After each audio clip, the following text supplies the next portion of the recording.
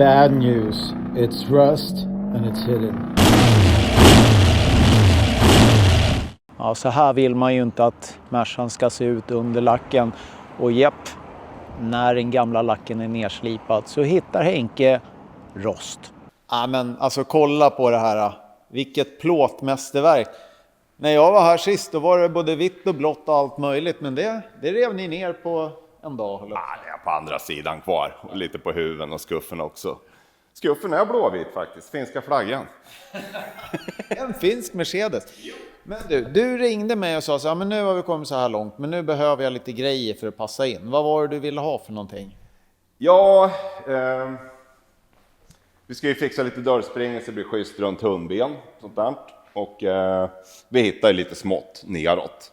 Det är gamla lagningar. Fortfarande är det ju här det är en fin bil. Alltså. Speciellt för en Merca och den här årsmodellen. Men nu vet vi vad vi har och resten får vi ju handtillverka. Du ser ju liksom runt lister. Här är det ju liksom små hål.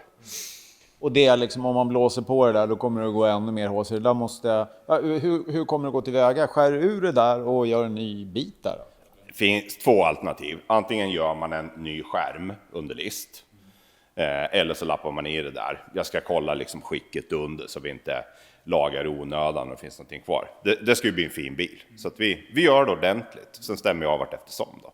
Sen så var det, jag hade ju fått då, vi hade två stycken skärmkanter bak, både vänster och höger, så det löser vi lite. Men sen så ville du ha sparklådelisten också. Ja. Jag tog med dem jag hittade, jag är lite osäker på vilken som ska vara var då. Ja. Men då ska jag fråga dig, för att vi har ju lite ett problem där i framända, eftersom skärmen är ju nu 7,5 cm längre än original. Så då är frågan om hur man ska lösa det med listbiten. Så jädra skönt, för det har inte ens jag tänkt på.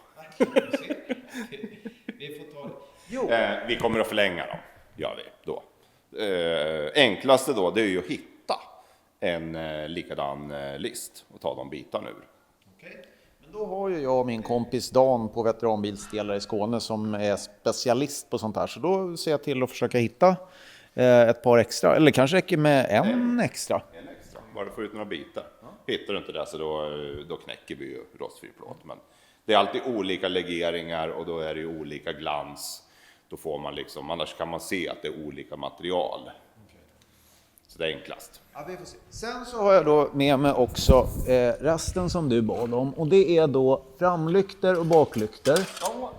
Den där är nämligen, för jag har ju då 2 par Europalykter i reserv. För att den här Amerikalykterna som jag tänkte ska sitta där är själva, du ser den där mojängen har gått av. Det är alltså...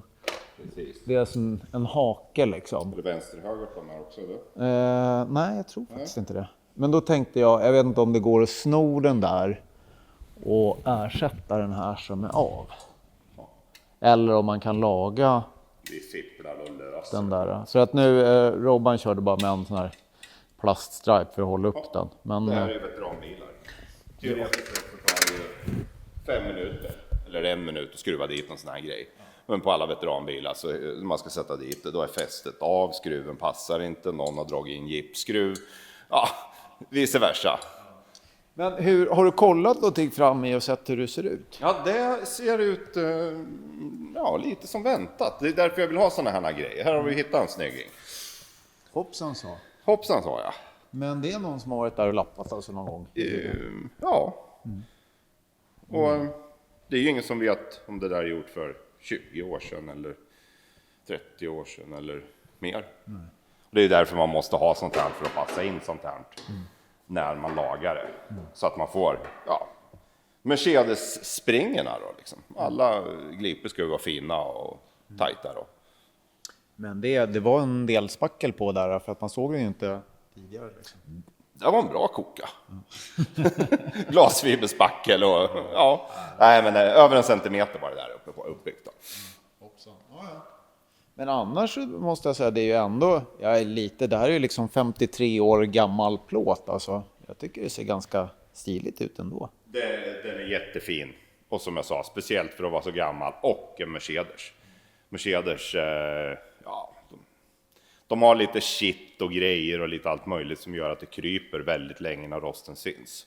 Och sen som en sån här bil, alla ställen där vi har slipat fram, där har det varit snyggt isolerat med glasfiberspackel som ger en tät hinna. Så att när det väl kommer fram, då lossar hela kokan nästan. Och det hade hänt om, beroende på hur du åker med bilen då, men om 2 år eller 5 år eller något sånt där. Men nu ska vi göra det här bra, så nu gör vi det enligt skolan. Då har du fått det du behöver, så får vi se hur det går att passera. För det är ju baklysen också som vi har pratat om, och där var det ju hela bakstammen är ju lite tjoho. Ja, det var det ju över 1 centimeter spackel också. Den går ju, det är svårt att se kanske på kamerabild, men den svajar in hela.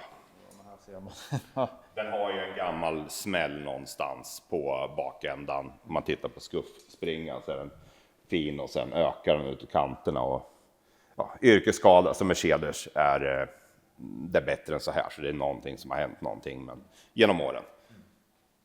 Som på alla bilar. Ja, men då tar vi slutbilden förbi den fina finska flaggan som du har slipat fram här. Nej, klart. Den där.